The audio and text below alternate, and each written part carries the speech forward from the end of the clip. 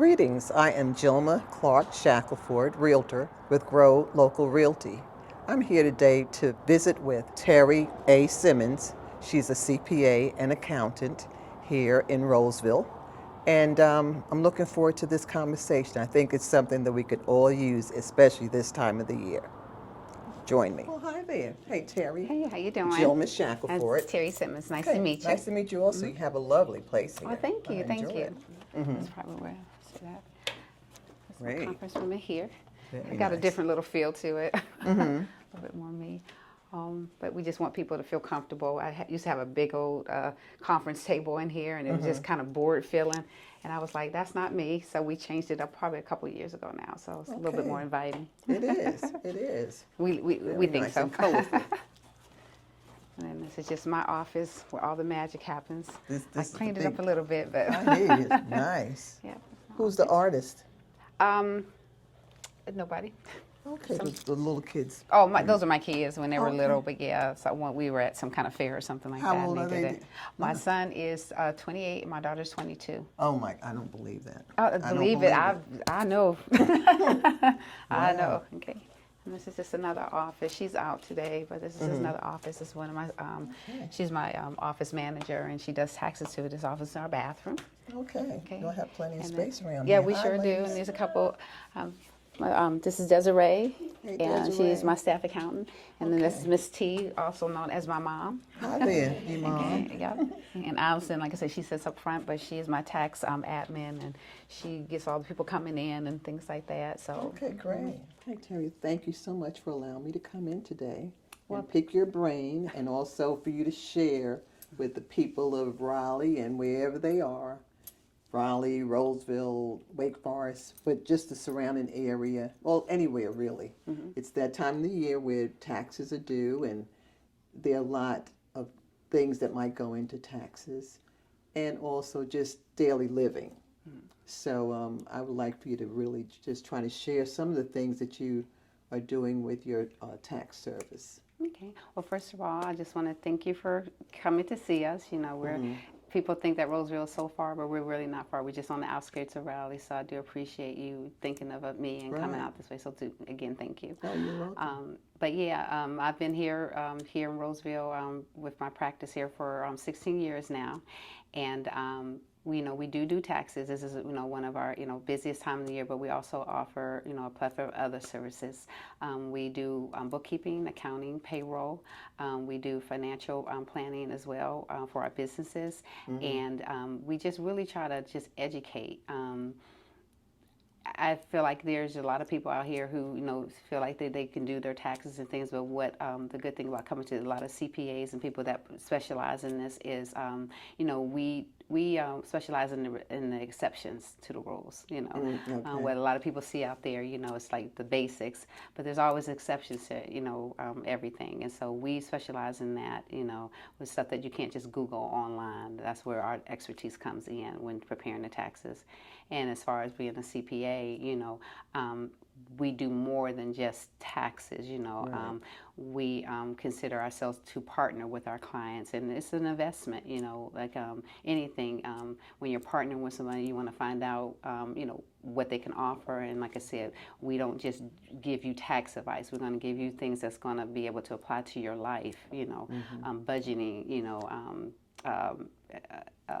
Budgeting tips and things like that, investing tips, just financial tips. So there's a lot of benefits to working with, our firm. And like I said, we're here year round. I've been here, like I said, 16 years, and so. And I got a great crew here. I bet that they're Yes, really nice. I Yeah. couldn't do it without them. I hear you. them. I So. hear you. So, like, besides taxes, which everyone figures, well, you're a CPA, and that's all that you do, kind of quote. Right. But share some of those other things that you do as part of your business besides the taxes, so that people could get some idea as to what they can come in and partner with you to get done. Absolutely. So again, outside of the taxes, which I do want to say, we don't just do individuals, we do businesses, all businesses. We do estate returns and trust returns, and like I said, we do S corps and as well as corporations and partnership returns. So we're not just for individuals, we're for businesses. And from the business aspect, like I said, we offer payroll services. We offer to small or medium-sized businesses. We offer bookkeeping services as well. And then what I'm really big on is just really educating. I do a lot of social media. I have a series called it's Terry's Tuesday Tax Tips. That's a part of it, but it's actually T to the fourth power, and I call it that because there's different aspects. We have the Terry's Tuesday Tax Tips. We have the what the T Talk, where we kind of do bring on a guest and we talk about certain things that help you with taxes and other things. Like last year we had someone on that did real estate. We had an attorney on, so again, we try to educate people, and all this information is free. So I'm really big on just giving good, solid information to my clients, and not just my clients, but just the general public. So I'm really big on just educating and just making sure that people are doing the right thing and, getting good advice. I think that's what I really feel like I specialize in. And, like I said, we've been around for a long time, and just, quality, affordable. I think a lot of people feel like they can't afford a CPA or they don't need a CPA. And, in certain aspects, we might be a little bit more pricey, but for me, I feel like I've come from a family-owned business, so I know how hard it is, working with, professionals and things like that. So I've always geared my practice to be able to be, affordable, reachable, approachable, whether it be just me in person or just what I'm structuring my pricing. I want people to be able to say, hey, it might cost a little bit more, but I'm getting good service. And so I really value myself in doing that. And then just overall, just giving really, really good customer service. I used to advertise many, many years ago, but we don't even advertise. It's all word of mouth. And, I like to think that I got a good reputation, in the area, and like I said, we're just really big on that as well, just providing good customer service as well. I was very pleased to hear about you. Oh, okay. Really, it's exciting for Yes. me. So Terry's Teas, that's really, sounds exciting and helpful, because a lot of times we don't know what we need to know. Exactly. And those tips will make me, want to say, oh, okay, I need to do this, or let me go in and contact you or whatever. Yeah, we come on we try to get on every Tuesday right now, and we're really trying to be very intentional this year with our with our Terry's Tuesday Tax Tips. Right now we're finishing up a budget series, trying to help people with coming up with a budget, because I always try to emphasize people saving and investing, but a lot of people don't even know where to start, and if you don't know what kind of monies you have coming in and what you're spending out, then how can you even think about saving or investing? So let's start with some basics, and let's start with a budget. And so, you can actually go to my website and pull up a full, budget for the whole year, create yourself a budget, and then talk about, we talked about allocating the accounts. I was telling people this week here that you should have at least 5 bank accounts, for allocation, and then that kind of forces you to save and things like that. So just trying to break it up into series, and then the next series we'll be talking about like investing, like some things that you should be considering, things like that. So I'm very excited about this year's Tuesday Tax Tips. We also give, at the beginning, we give you a tip, about something that's going on that's going to impact, this year's taxes. But it's more about, really giving some good, solid information to people. So. Right. So how does one learn about when the classes are held, and how do they access? So I put this information right on Facebook. I put it on TikTok, while it's still available. Right. But on TikTok, Instagram. So if people follow me, they can go to my website. We also post it on my blog on my website as well.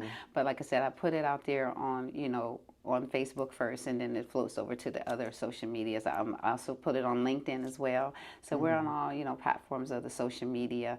And, it's not anything that I do live. I just go ahead and record it, and then I put it out there, and, hopefully people like it and share it. And if they have other questions, they can always, take and send me a direct message in there, or they can, call our office as well, visit our website and put in requests there as well. So are these sessions saved?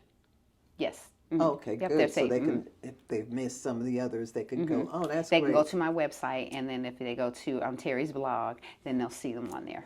And what time does this occur on? You said on Tuesday at what? It depends on how my schedule is. I try to do them in the morning because I always start over, a good morning, So I try to do them in the morning. I haven't narrowed down an exact time, but I'm trying to be diligent and trying to get those out like by 8:30. So somewhere between 8:30 and 10, I would think. Okay, so it's like one-way communication, Yes. basically. Oh, okay. Right. So you just okay, I Yes, got you. I so I thought it was everyone's on at the same time and interacting with you. Right. Now, we do have another series, and that's when I take, that's what the T, talk. And that will come on where people can, come on and we can view it all at the same time, And then I have, a guest speaker and people can, post questions and things like that. And so we haven't done any of those yet, but I'm looking to, get a guest on, maybe yourself. I hear you. But so that, it sounds very intriguing. So- Intriguing. And I think folks can listen in on the sessions, and if they're comfortable speaking, with the group, or can follow up with you or anyone here in your office to try to get the information that they need. I think that's very helpful. And then we have with Black History coming up in a couple of days. And I'm pretty passionate about that, and so I'm looking for people who are interested in being featured. Last year I did a whole session where I featured Black-owned businesses, during the month of February. And so if you know anybody that's interested, they can certainly, like I said, send me an email, send me a chat, send me their bio, a picture, and I'll get something out there, for them, just so we can recognize. And, I wish I could do it longer, but definitely, we want to just, recognize businesses and support businesses 365, so. Right, okay. Well, that sounds really good. Now, you mentioned a foundation that you started. Yes. Could you tell us a little bit about that? Sure. So back in, I started in June of 2020, and the name of the foundation is called Thorn to Rose Foundation. Our tag is, for the sake of the rose, you must water the thorns. Okay. And basically, what we do is we try to bring awareness of mental health in Black and Brown communities. My daughter, suffers from mental health illness, and that's what got me involved. And just as a community, we don't talk about mental health illness. I didn't even know that was something I was even dealing with. And so once I figured out that this is what this was, then I started getting involved in her treatment and her therapy and learning coping skills. And so we really focus on positive coping skills. And so what we do is annually, which will be coming up in May, we'll be doing our annual 5K. It'll be our 4th year now. We're annual 5K. You can walk or run it, and it's just, again, out there just bringing awareness. We do this here in Roseville, and we're every year it becomes a better and better event. So we're really excited, and like I said, we promote positive coping skills. We also have a component where we offer a scholarship to therapists. Because we want our therapists to be culturally competent and being able to deal with our issues. We have the mental health, but then we also have either racism or cultural differences and things like that. And we need our therapists to understand that so that they'll be able to, work with us and treat us. So that's, and there's classes that they can take on that. So we offer, a little scholarship for them to do that. And then every year we do an annual back to school drive because we realize that going back to school can create a lot of anxiety for a lot of children, especially if they don't have the things that they need. So we do that. We are target ages from 13 to 25, and we feel like that's a good place because parents need to get involved, and they can get involved. Mental health illness is not something that is going to go away. People probably will live with it for their life, the rest of their life. Right, exactly. But it is manageable. My daughter's 22 now. She is still with us, and so Right. I'm extremely She's proud thriving of her. and surviving. Yes. Exactly. I mean, you got your good days and you got your bad days, but the whole goal is to be, accountable and know when you're not having a good day and what you need to do to address it. And that's the biggest part of our foundation, is just making them be accountable. Say, hey, it's part of you. This is who I am. If you had a cold, you would go get that treated. If you, if you need spiritual help, you would go to church. So again, this is the same thing, and you, like I said, you've got to replenish your mental health. Right. I'm a retiree from mental health. I worked with the state for 18 years in the state office of mental health. Yeah, so I hear you. Yeah, what, so what you're you saying. should come on out to our race. I know. And someone pushed me through it, 5K. We've had a couple of people out there, but it's just that had a couple walkers and everything. They didn't do the whole thing, but it was just for the cause, support. Yeah, for the support. Yeah, exactly. So I think I'm, outside of my professional realm, I think that when someone says that Terry is an advocate for mental health, I think I'm probably most proudest of that. Because Right. I really feel like it's. And I'm happy to see people getting more involved with mental health issues. It's real. Yeah, It's real. It's real, and you just don't know. And a lot of times, why they do that or why they acting like that, and that there are issues that need to be addressed and provide them with coping skills. Yep. And interaction skills. Got a long life ahead of you. Well, again, I kind of grew up like, you don't put your child on medication and things like that. You just kind of ignore it. And like, your child is suffering here. Like I said, they immediately want to go, to negative coping skills like drugs or violence and things like that. We're hoping this year to bring back another program that we did under Thorn to Rose, which is the they can become certified in being able to identify teens in crisis. So we brought that here about a year ago. So we're hoping to bring that back as well. And that's, to help caregivers, parents, clergy, and even other young teens can take it as well. And like I said, it's not a place where they would diagnose or anything like that, but just be in a position to be able to help and de-escalate a situation and know who the proper authorities to call, and just kind of keep things at bay until someone, with expertise comes. So that's the goal, because that can save somebody's life. Yeah, and they have to learn life skills.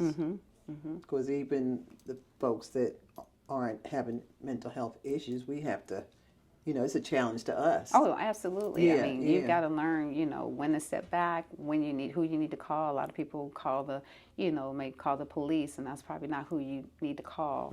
Or if you do call the police, you have to let them know, like, this is a situation, so they can take and dispatch someone who has the, abilities to deal with someone who is suffering from mental illness, So, so that's what we try to do. I hear you.